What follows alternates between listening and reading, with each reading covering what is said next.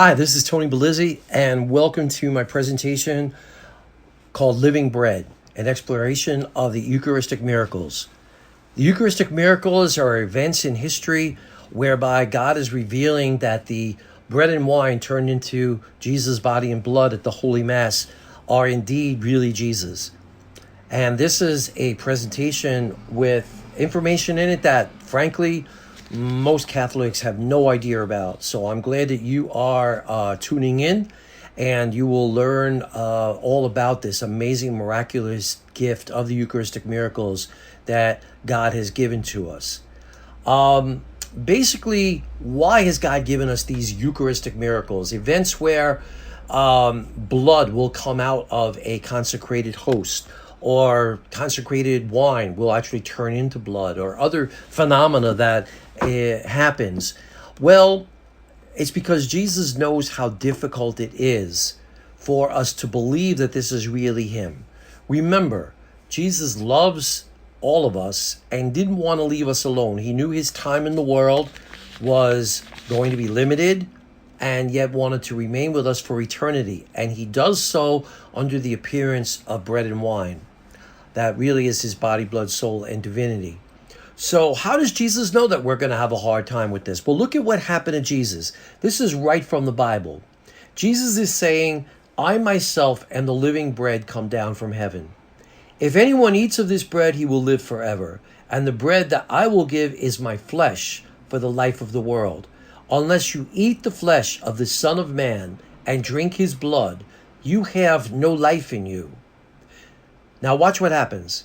Many of the disciples said, this is a hard teaching, and they walked away on Jesus. Think about that. They were with him.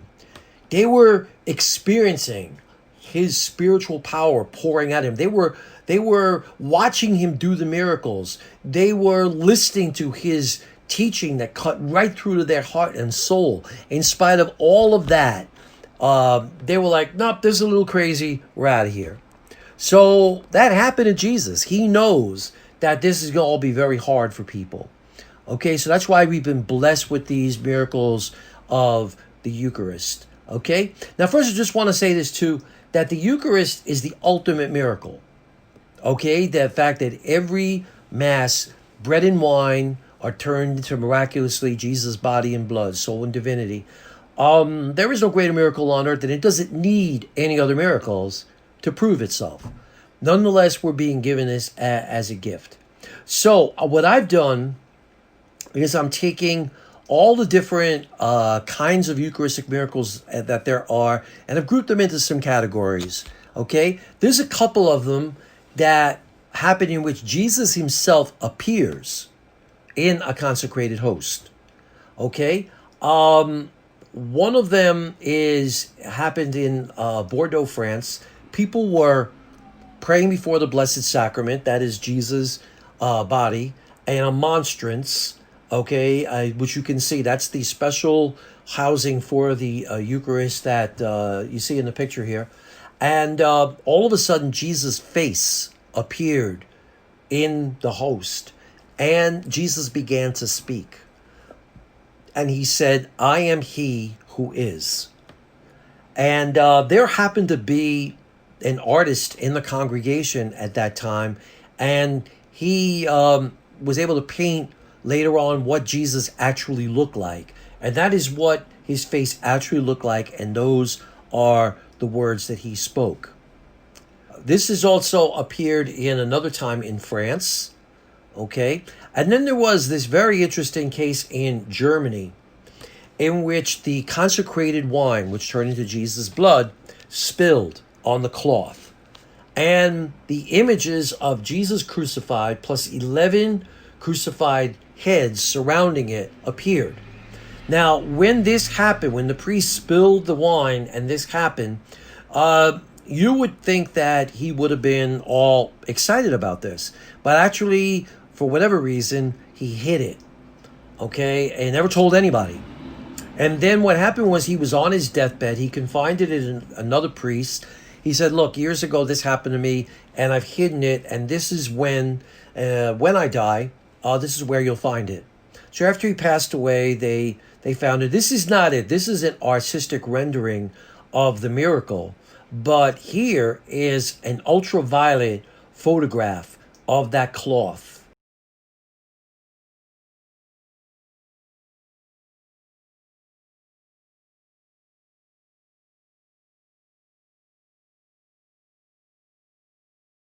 Now, you might be thinking that these events all kind of happened a long time ago. Well, it was not that long ago in India where an image of Jesus also appeared on a consecrated host. And here you see the actual host. There are a number of miracles that happen where Jesus appears in the host as an infant. These usually happen on Christmas. And there were several of them that happened. One as an infant was in Veroli, Italy, and basically tons of people that wanted to. You see this slide right here, where many people signed their names to testify. I could show you this for almost every single Eucharistic miracle. People wanted to put their reputation on the line and vouch for the validity of what had actually happened in this miracle. Another Eucharistic miracle where Jesus appeared as an infant happened in Caravaca, Spain, where a priest was captured by a Muslim prince. And the prince said to the priest, he said, I heard that you Catholics have this ritual that you do where you can make God appear. Do one of those mass things for me. Now, the priest did not want to make a travesty out of the mass, and he also didn't want to get killed. So he said to the prince, he said, well, I can't do a mass. I don't have a crucifix handy. Miraculously, a crucifix appeared, and then during that mass, Jesus, as an infant, appeared in the consecrated host, and that priest, that prince, and all of his people were converted. There's another group of Eucharistic miracles that occurs where Jesus is demonstrating that he is the light of the world. There was a Eucharistic miracle in Volterra, Italy, where a soldier had broken into the church to steal the golden chalice and other gold items, and the chalice fell to the ground, and the hosts were surrounded by light and flew up into the sky. In Krakow, Poland, there is a Eucharistic miracle there where thieves had broken into the church and stolen a number of golden objects. Shortly after that robbery, there appeared mysteriously in the swamps outside the city, lights were coming out. The people were very spooked by it, but the bishop said, I'll bet you those thieves they took Jesus out and the chalices, and they just kept the gold, but I'll bet you they maybe just threw the hosts into the swamp. Now, this bishop must have had a crazy amount of pull with people, because he convinced them to all get there in the swamp, and eventually they found the hosts, and they were the light that was emanating from the swamp, miraculously. There's another case in Poland where a farmer found that the animals that he owned would come to a certain part of the field, and they would just bow down, prostrate themselves on the ground, and the man wanted to know, well, what's going on there. When he went there, he found that there was a host on the ground surrounded by light. And they still have this host to this day. It's not shining anymore, but it is definitely still intact. Another batch of miracles of the Eucharist are happening so that Jesus can demonstrate that he is the Lord of the universe. He has the power over the physical reality. So he's demonstrating through these Eucharistic miracles his power over the forces of nature.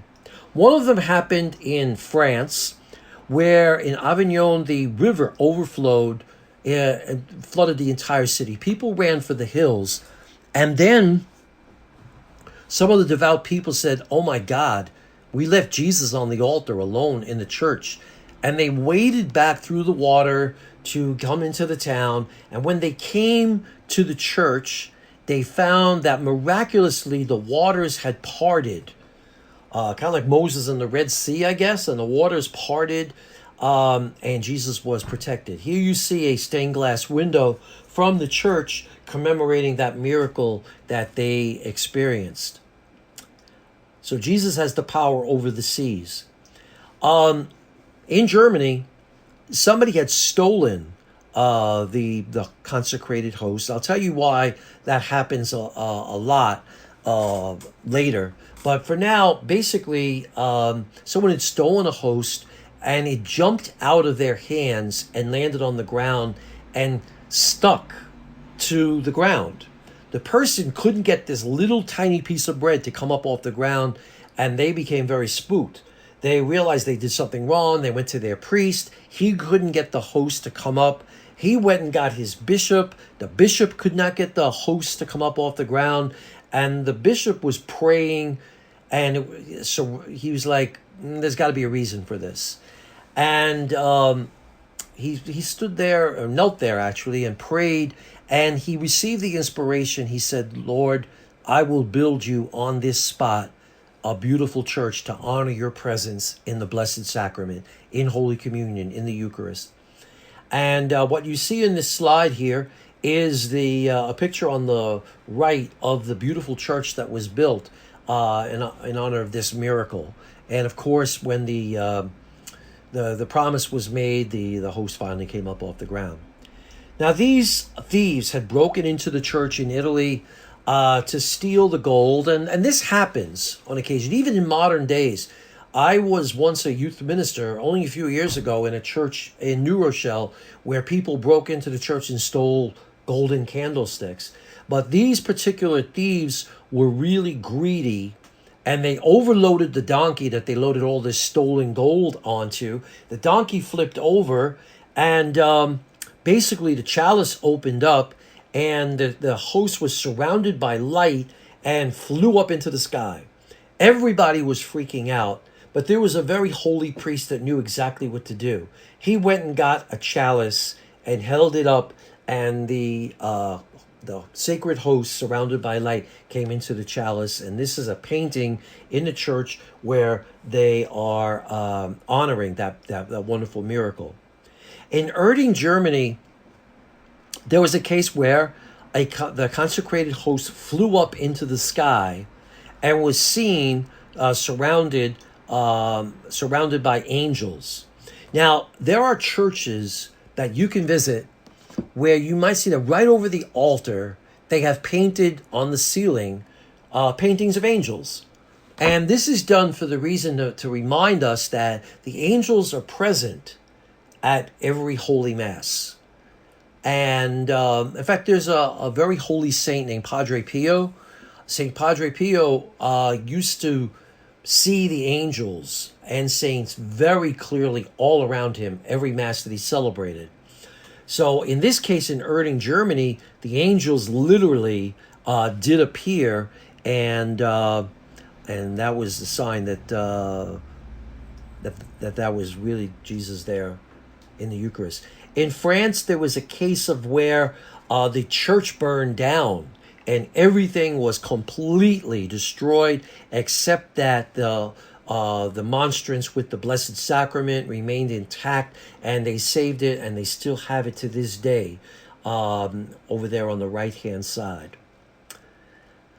Now, there was in Amsterdam a very sick man, and the priest brought him Holy Communion. And then the man got sick later that night and threw up.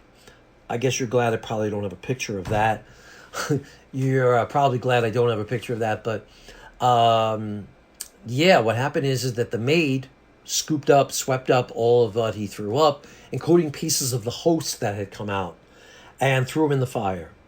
And then the next morning when she woke up to get the fire started, the host was completely, perfectly intact in the middle of the burning embers. And that was this miracle in Amsterdam. Now, I'm not going to lie to you. Of all these miracles, when I was investigating this and learning all this myself, This was the one that I was like, really? I really had doubts about this one. I know that these are all authenticated, they're all investigated. This is not legend, this is not folklore. These things really happened. But this was the one I was skeptical of. And then I was doing this presentation in New York City, and one of Mother Teresa's nuns was in the audience, and she got all excited at this point in the presentation, and she's got her hand flying, wanting to say something. I'm like, sister, what do you want to say? And she's like, I come from there. I'm from Amsterdam. And we honor this miracle every year. People process through the streets and give honor to Jesus.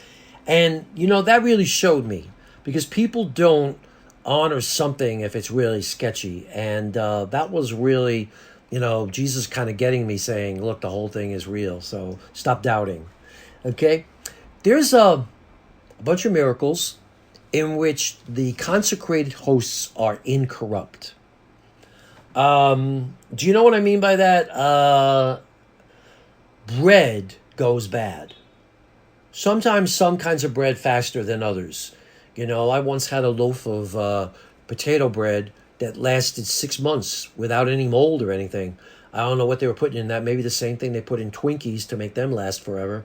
But generally bread, when there's no preservatives in it, will definitely get nasty. And these are cases where it's not bread anymore. It's been consecrated to be Jesus. And there have been cases where over hundreds of years, the hosts never become ruined. These are hosts. This is a recent picture taken in Italy. And these hosts have lasted 300 years. Look how perfect they look. There was, these also are in Spain. These are over 100 years old. And they are perfectly intact as well. There was a statue made of Jesus in Spain, and somebody thought it would be a wonderful idea if we make a space in the middle of Jesus' forehead and we put a consecrated host there. So what happened was, later on they thought that was the dumbest idea we ever had, and they put the statue hidden away for hundreds of years. Nobody ever saw it, but somebody had put a consecrated host there, and it endured all of those years. In Spain, there was a young girl who was walking through a field, and she came across a monstrance. Again, that's the special housing for the consecrated host, the body of Christ, when it's going to be worshipped publicly. Apparently there had been a robbery from the church, and the thieves must have said, you know what? This monstrance thing is very noticeable, and we are never going to be able to cash this in. Someone's going to trace us to that church robbery. So they said, we'll hide it, and then we'll come back for it later. They must have forgotten where they hid it, and this young girl found it with the host still intact more than 100 years later. I will tell you that in Spain, this Eucharistic miracle is very much respected and treated very sacredly.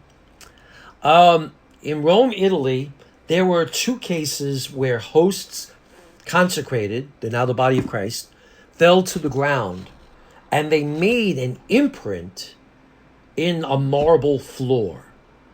Now, you know how delicate and how fragile a piece of bread is. You probably know how hard and solid marble is. These were both cases of definite miracles happening. There are a bulk of miracles of the Eucharist that happen in order for Jesus to demonstrate his power over darkness. Sadly, there are many, many, many, many Catholics that do not believe that this really is Jesus in the Eucharist. I don't know what they think they're receiving. I think when they go to communion and they receive, maybe they're getting a remembrance of Jesus, a symbol of Jesus.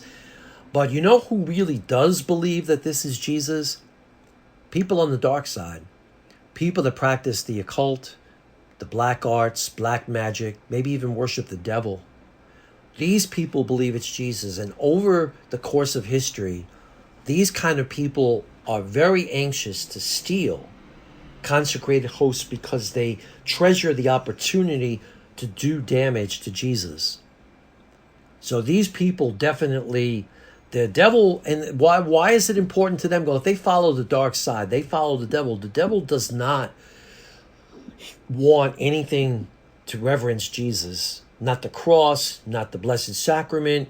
And these people follow that way, and they are always looking to steal hosts to do some kind of damage.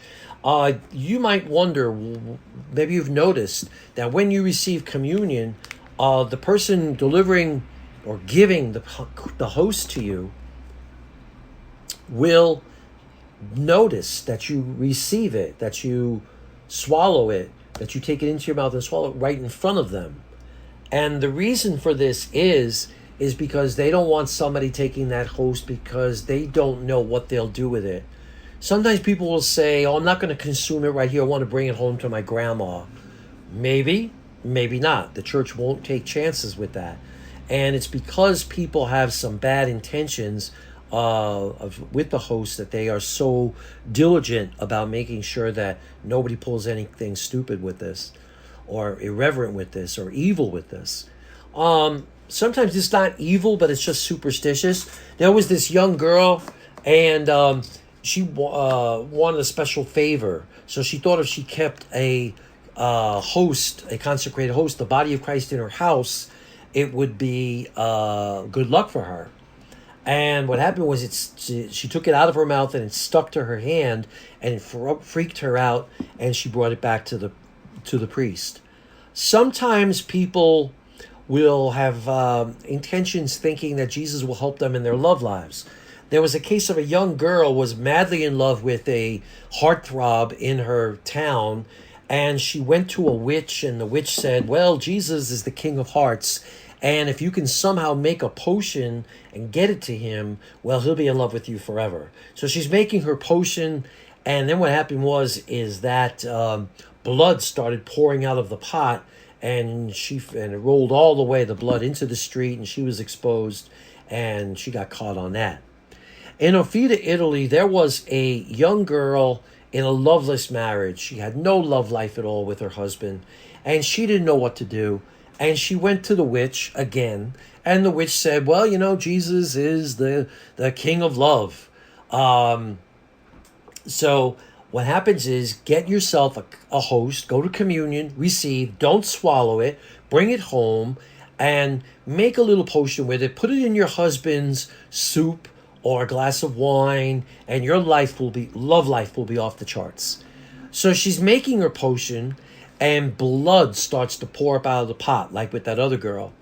And she freaks out. So she goes and gets a bunch of dirt and throws it in the pot, but the blood seeps up through the dirt. She takes a cloth, and the blood comes up and stains the cloth.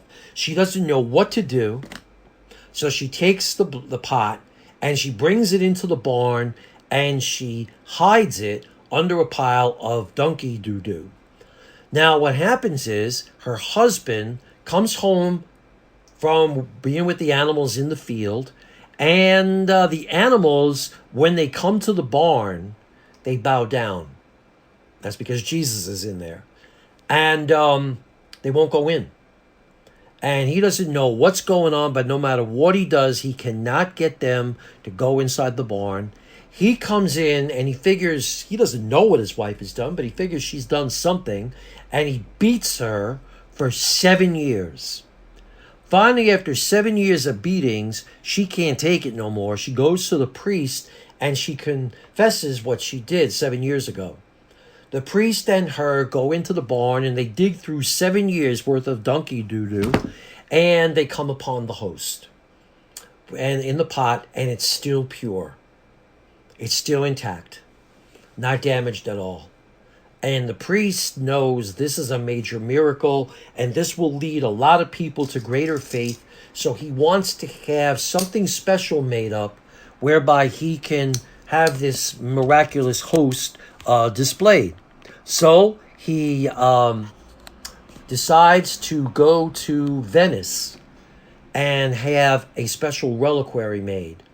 What happens is that the Prince of Venice finds out about this special miracle, and he's like, you know what? If I have this in my town, a lot of money can get made. I start finding a way to charge people to see this miracle. So he sends his sailors off to capture the priest and the miracle and bring it back to Venice. What happens is that waters rise up and keep those ships from getting to the priest and the miracle, and it's returned back to that town where it exists to this day. The miracle is definitely held to this day. You could see it right here inside the reliquary that got made by that priest. You can still see to this day the cloth that's there. I'll give you a close-up of it. You can see the blood stains that are still there. And you could see, one of the things I'd like to tell you about this miracle is that it's so treasured by the people of that town that they have it kept behind 14 different locks with 14 different keys distributed to 14 different families, so that there is absolutely no way that somebody could steal this. Now, the bulk of the Eucharistic miracles are happening so that Jesus might reveal that this really is him, that he is the real presence. Okay, it really is his presence that's there in the body and blood. Okay, so there are a number of these Eucharistic miracles in this category. The first one that was ever recorded happened in Lanciano, Italy. It happened during a mass in which there was a priest who no longer believed, okay, that this really was Jesus. And he definitely in the middle of celebrating Mass, he didn't believe it anymore, but I guess he thought he was still doing his job. And what happened is that after the host was consecrated and became the body of Christ, blood started to come out. And what happened is that the blood gathered around the outside, and it kind of became what looked like very much human flesh. And the wine, it definitely became blood. It became cotton balls of actual blood. Now, what happened is that in the 1970s, the bishops of Italy said, you know what? We have always believed that this is a real miracle, that this really is Jesus' body here and Jesus' blood here. So they said, you know what? We have science now. So they brought a piece. They took a little piece of the edge of that host. You see the part where it looks like it's actually like flesh. And they took just a piece of that. And they weren't wearing their bishop's outfits, their priest clothes. They went to the lab and they just said to the scientists, would you please just give us an evaluation of what this is? So they went to go get the results. And the scientists are on the phone with the police. And the bishops are upset. They're like, why are you calling the police? And the scientist said to the bishops, he said, well, then you better explain to us. How is it that you have brought us a piece of the heart of a living person?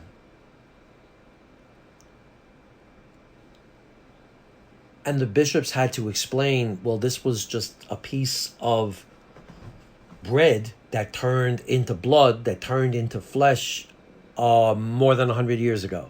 I'm sorry, 1,000 years ago.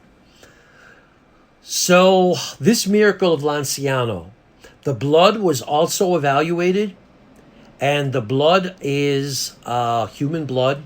It's AB positive. Now, I will tell you this, that whenever the blood that either came out of a host or that the wine turned to blood has been scientifically evaluated, it's always the same blood type, AB positive. A blood type that is very rare, and that when it occurs, it usually does so in people from the Middle East. AB positive is also the blood type that is on the Shroud of Turin, believed to be the burial cloth of Jesus. AB positive on that shroud. AB positive is also the blood that exists on the sudarium, or the head cloth from the tomb of Jesus that he was buried with. Lanciano is the first Eucharistic miracle evaluated like this, but it is going to come back into this presentation in a pretty amazing way. So I'm just giving you a heads up. It's going to come back.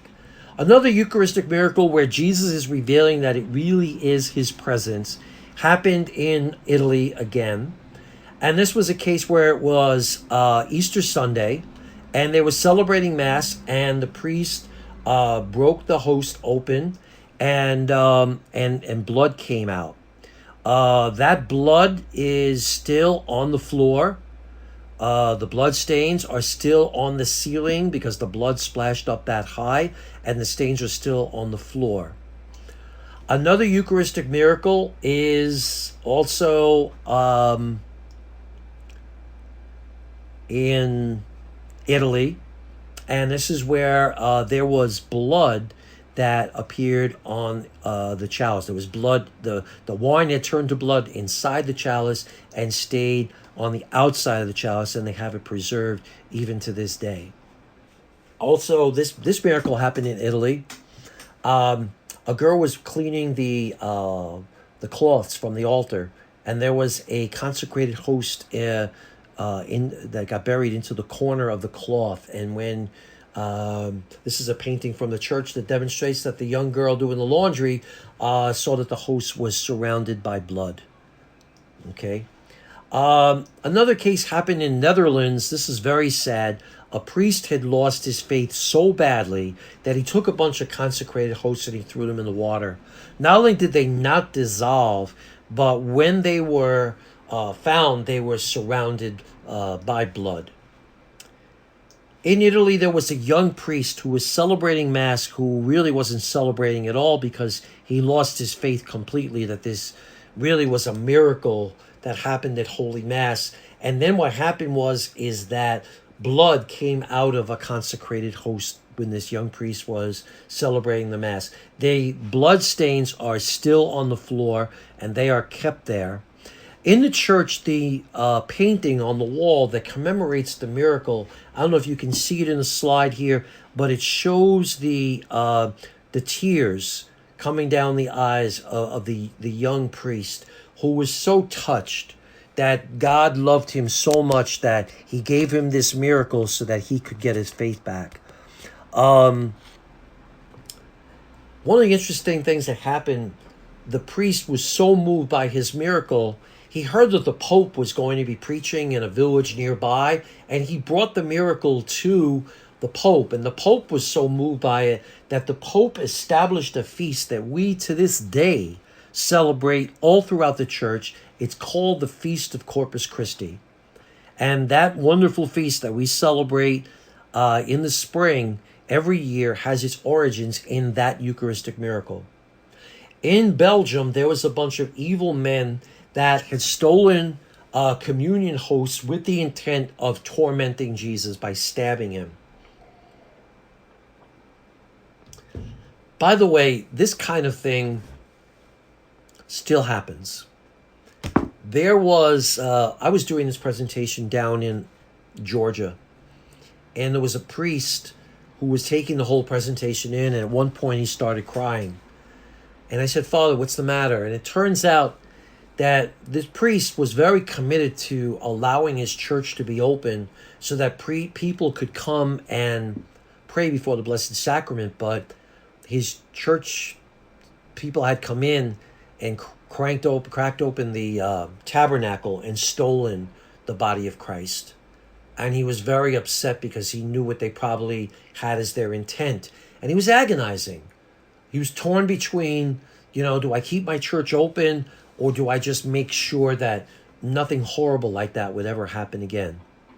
Anyway, these men, they stabbed one host, and blood came gushing out. And I would venture to say that was probably the last time that they ever did that. Daroca, Spain. There was a battle between the Moors and the Catholics in Spain going on. The Muslim Moors and the Catholics of Spain, and there was a huge field where there was going to be a huge battle in the middle of 3 different villages.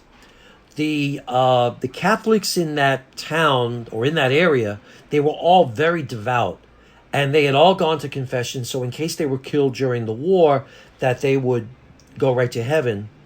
And they were celebrating Holy Mass when they got the word that there was a sneak attack coming. So the priest said, I'll put the hosts aside, and when the battle is over, then everybody can receive Holy Communion. Well, they won that battle. The war wasn't over, but they won that battle. And when the priest went back to go get the hosts, they were all surrounded with blood. The priest knew that that was a miracle. He held it up for all the soldiers to see. They were very moved and very touched by the miracle that God had blessed them with. And then they went on to win that war. And then there was another war. It was the war to determine who was going to get to house the miracle, to keep it in their community.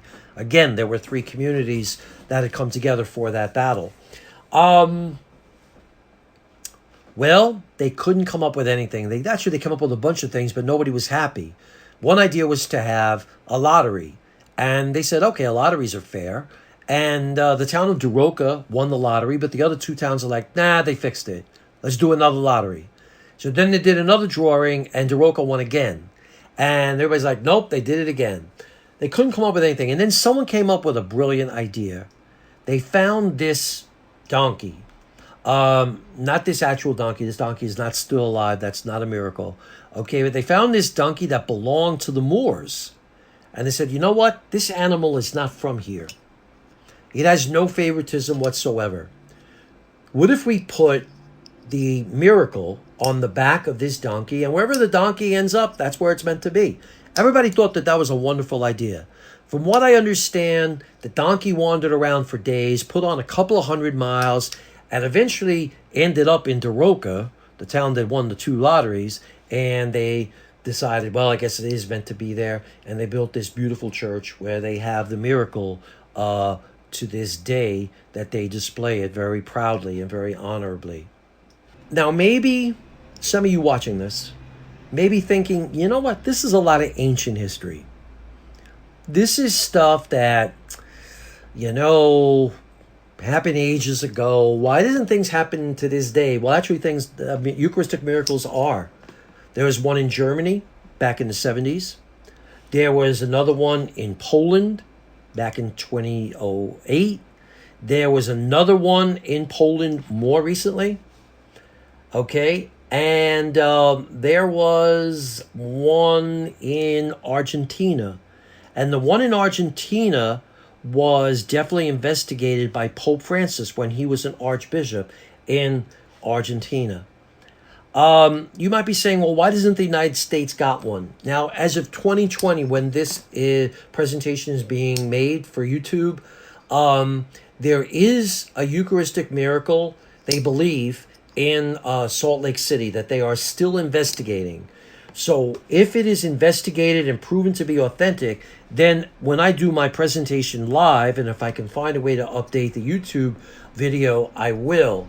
But because it hasn't been officially, thoroughly investigated yet, to the point where the church can speak authoritatively on it, I won't put it in this presentation yet. Okay?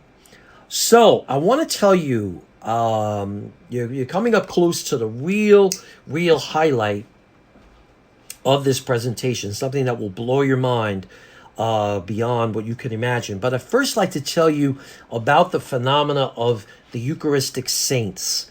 There are certain saints that have had miracles. And one of them was St. Paschal Baylon. He's one of the Eucharistic saints. He was a poor shepherd boy who, when he couldn't get to communion, the angels would bring him communion in the field where he was working. St. Anthony, my favorite saint, and the saint I'm named after, obviously have a bias, but he had a Eucharistic miracle. He was preaching in a town where nobody believed that this was really Jesus. And so he got an idea. He had a friend, and he said, look, do me a favor. I'd like you to not feed your mule for like a week or two. And so he did. And then one day, St. Anthony took a whole bunch of food for the mule, put it on one pile in the middle of the town, and he stood on the other side with the Jesus in the Blessed Sacrament. And then they unleashed the starving mule. And the mule, who had to be hungry after a couple of weeks of not eating, completely ignored the food and knelt down before Jesus in the Blessed Sacrament. And I guess needless to say, that whole town from that day on began to believe. St. Clare also had a Eucharistic miracle. There was a time where her convent was being attacked by a bunch of ruthless and terrible soldiers who were going to rape and pillage the nuns. And she was very sick, and they came to Clare and they said, do something. And what she did was she got out of a sick bed and she went to the chapel and she put the Blessed Sacrament into a monstrance. And then she came upon a balcony which was facing the soldiers who were about to invade their convent. And in the face of the Blessed Sacrament, Jesus made them disperse and the nuns were spared. And that's why you will often see St. Clare depicted in this way with holding up the Blessed Sacrament. There is the phenomena of what we call the Eucharistic fasters. There are people that were able to survive on nothing but Holy Communion. And when I say that, we're not talking about popping 30, 40 hosts in a day. We're talking one a day. And there have been many saints that accomplished this, many very holy people that may be made into saints in the future. But it is a phenomena that there are people that God has blessed the ability to survive on nothing but water and the Blessed Sacrament. The one who has the record that I was able to find is this woman who was able to live on nothing but Holy Communion and water for 64 years. And you could see she's not exactly wasting away there. But that is really something that's miraculous. Maybe not as powerful as the other Eucharistic miracles, but I thought it was worth mentioning to you. There's one I want to mention in particular who was a Eucharistic faster. I know there's a lot of young people going to be watching this video, and I am really very much wanting to tell you about this girl in Portugal, Alexandrina.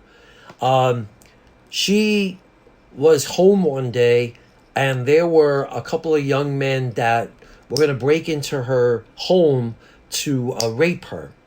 And she tried to escape them by jumping out a second-story window. Upon landing, she severed her spine, and she was paralyzed from the neck down. And she spent the whole rest of her life in bed, unable to move. And she also was a Eucharistic faster, surviving on that. And they would ask her, why did she do that? Why did she make that sacrifice? And she said that she did it so that other young people her own age throughout history would know that God was for them. And she made that sacrifice, and she died on the Feast of Fatima, which for a Portuguese girl in particular, that would be a very great honor. And she probably would be named a saint someday. Now, remember I told you that the miracle of Lanciano would come back.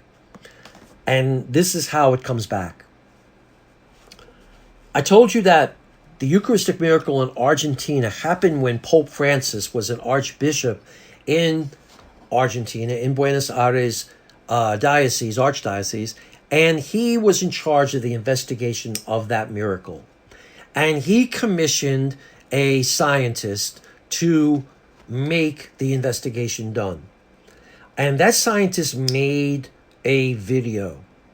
And one of the things that he did as part of his investigation is that he decided to bring that miracle to the scientists in Lanciano. And so this video I'm going to show you is a description of all the research he did, some of the amazing things he found. It's in Spanish, but you could see the subtitles, and it's really, really quite amazing. So stay with it, especially if you have to follow the subtitles, okay? And I'll come back when it's over. Ahora voy a entrar a un tema que es muy interesante y que seguramente lo voy a tratar con más profundidad. Me llama el cardenal de Buenos Aires. Les recalco esto porque la Iglesia, después de tantos años de trabajo, valora estas investigaciones. Entonces me llaman porque en Buenos Aires resulta que hoy hay la moda de que cierta gente comulga con la mano. Entonces alguien hizo caer la hostia y como la hostia estaba sucia, ya no la quiso levantar, consagrada. Entonces alguien le avisa al sacerdote, el sacerdote la toma y la pone en esta fuente y la deposita en agua para que se disuelva, que es una norma que ellos tienen, y luego le echan en una plantita. A los 5 o 6 días que estaba en el tabernáculo, abre el tabernáculo y ve que en vez de haberse desintegrado, hay unas manchas rojizas.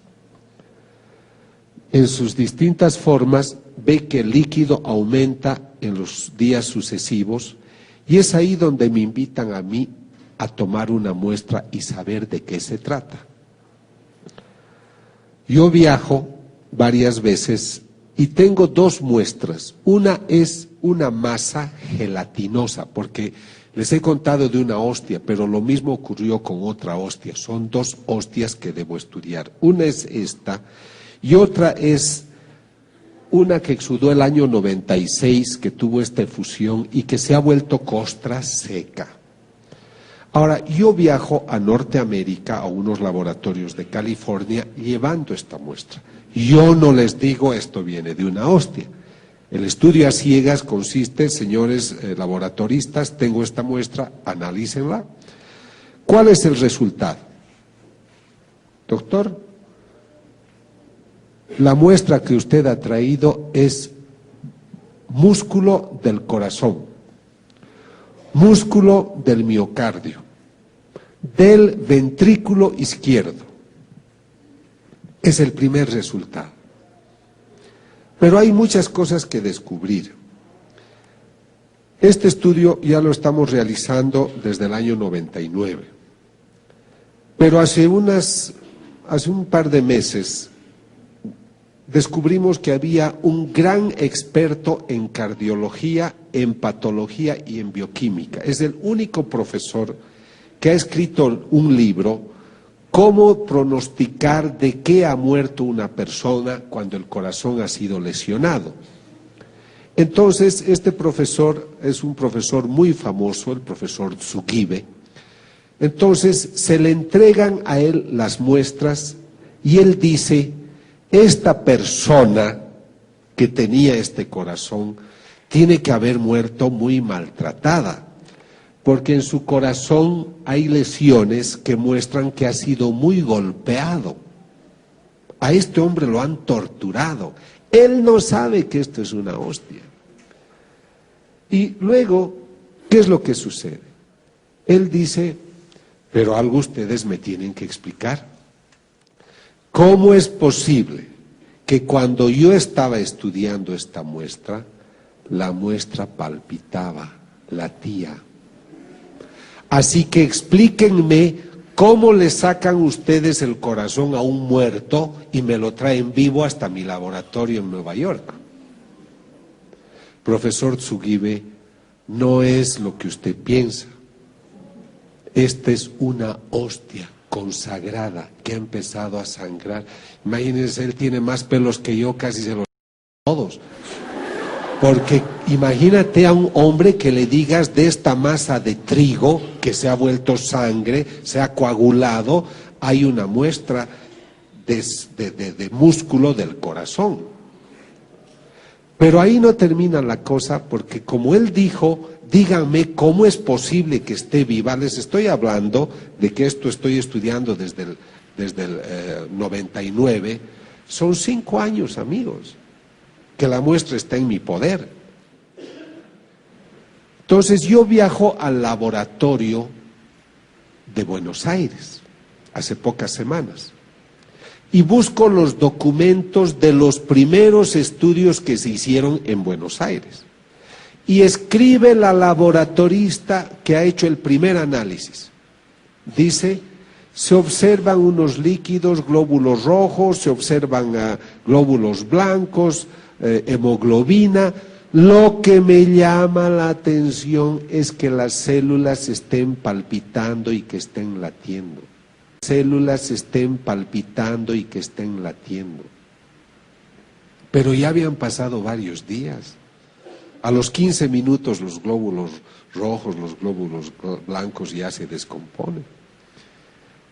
Entonces, ahí es que me interesó mucho el tema del corazón y me entero de que en el siglo VIII, en Lanciano, una población al sur de Italia, un sacerdote celebraba la misa y dudaba si Cristo estaba presente en la Eucaristía o no.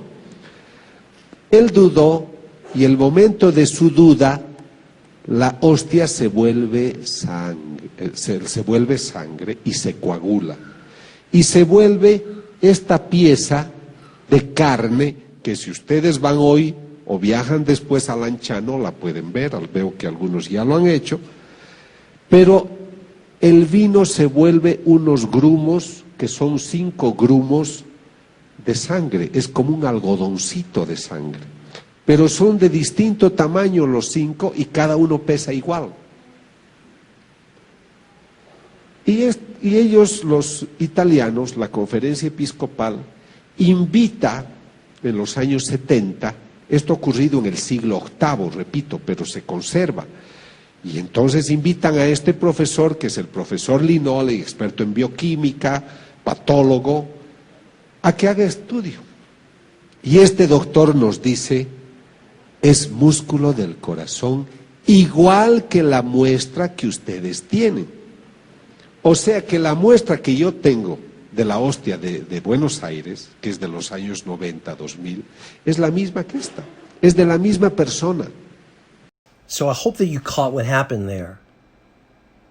They see that it's the same heart from the same person. The very first Eucharistic miracle and the most recent one are both the Sacred Heart of Jesus. If that don't give you goosebumps, I don't know what can in this world.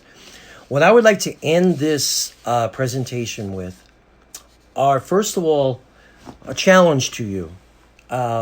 Before I show some very beautiful, inspiring videos. What will you do with this? I hope that you will appreciate the gift of what the Blessed Sacrament is, and that you will receive Jesus with reverence when you go to when you receive communion. When you go to church, please. Some people take communion like they're taking a cookie or something. Don't ever do that. Always show that this is actually Jesus, and definitely receive with that reverence. Second thing you can do is, if you know people that have lost their faith with this, or maybe they're still Catholic, but they don't believe that this really is Jesus. Maybe you can inform them what you learned here. Maybe you can even tell them about this video and have them watch it. The other thing is, maybe you can pray before the Blessed Sacrament. A lot of people are reporting really amazing, miraculous things happening when they take the time to pray before Jesus. And if nothing else, the miraculous thing that happens, the beautiful thing that happens, is the growth in your own life with God. Happens when you show Jesus that respect of taking the time to actually visit his home and to pray before him in a special way. Of course, you can pray to Jesus anytime, any place you want. You don't need to go to church for that. But when you do make that effort, Jesus blesses that tremendously. Okay? I'm going to end this. First of all, I want to say that I am available to do this anywhere.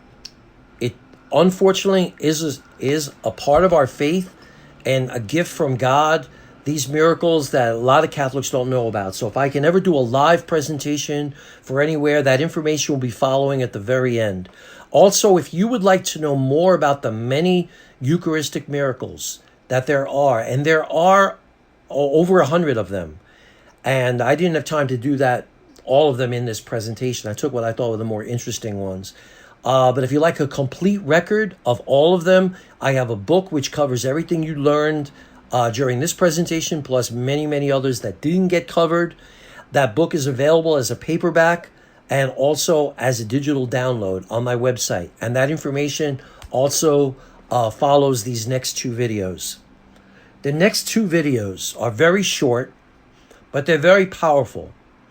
Before he died, St. John Paul II, when he was Pope, he was very saddened by the fact that many Catholics had lost the belief that this was truly Jesus.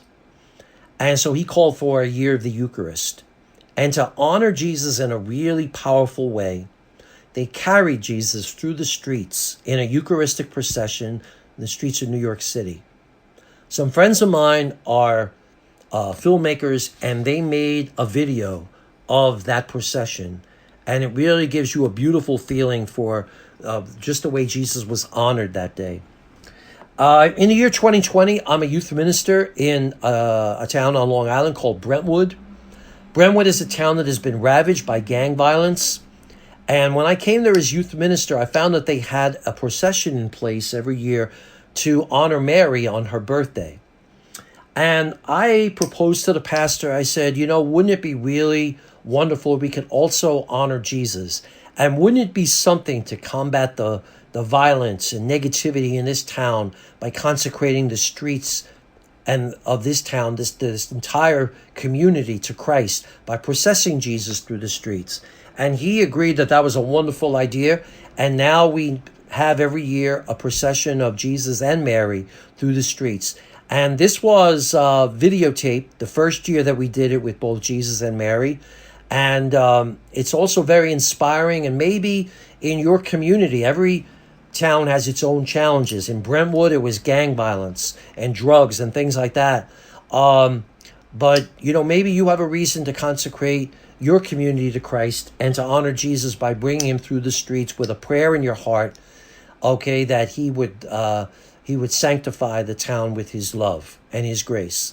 So enjoy these last two videos, and please tell people about this and spread the word and keep the faith, okay? Thank you so much for tuning into this, and we'll pray for each other, and God bless you. Take care.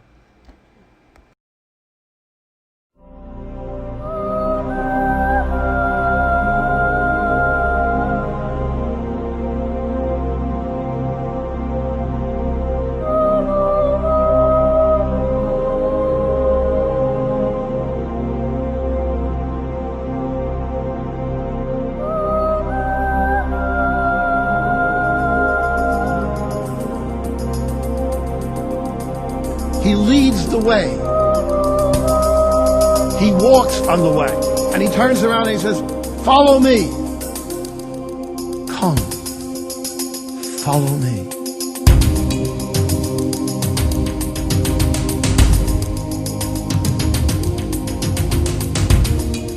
Anytime you bring Jesus to the streets, anytime you bring Jesus to the people, things happen. Lives change, vocations are born, and this is what we need. They stopped and they looked for 1 second and they met Jesus eye to eye, and their lives could have been changed forever.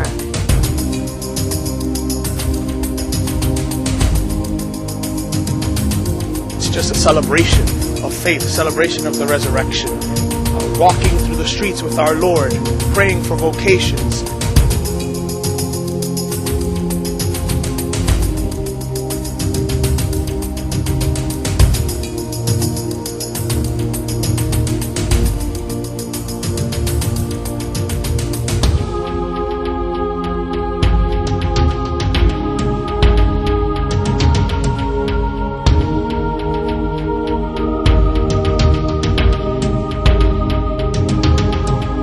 Experience of the church,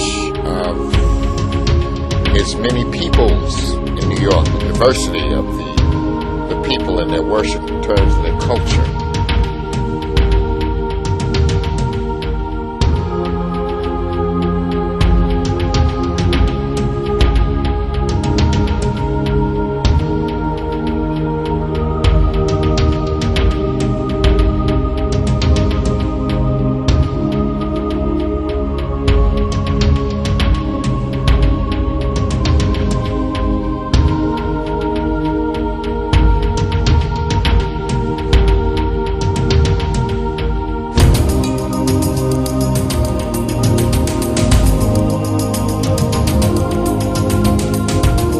Here you will be taking through the streets of New York City, in some ways, in temporal terms, the capital of the world.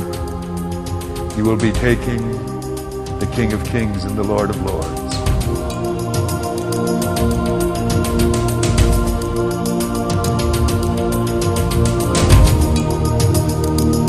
Do not be afraid to go out on the streets and into public places. Neither does the apostles who preach Christ and the good news of salvation in the squares of cities.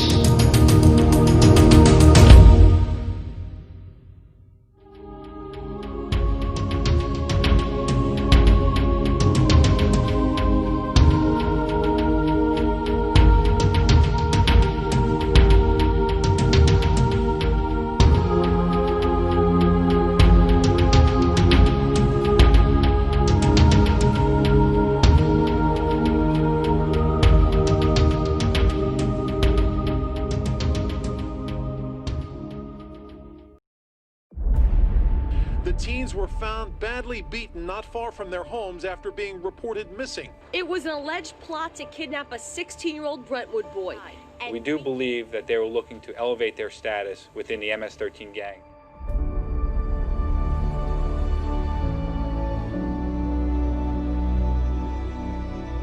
No matter what society tells us, no matter how technology distracts us, we know who we are.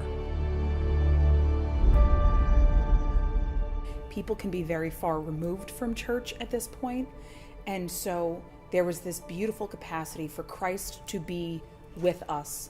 I think deep down we all want to honor God.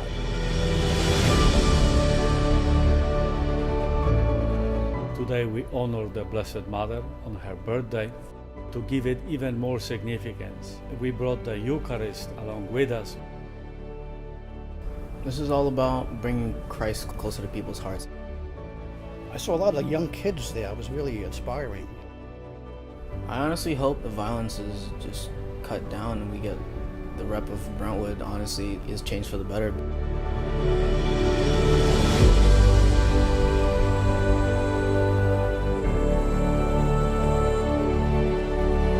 I think the impact of this is for people to step up and be missionary disciples.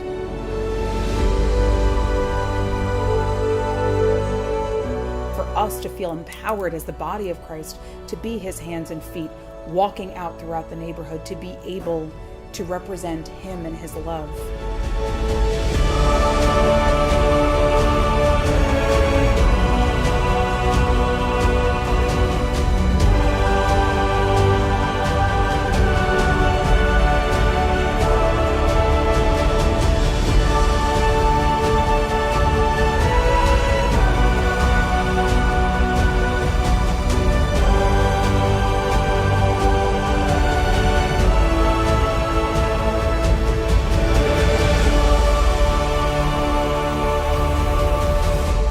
This procession was just an incredible opportunity for the community of Brentwood to really embrace Christ, to meet him face to face in a way that maybe some of them never have before.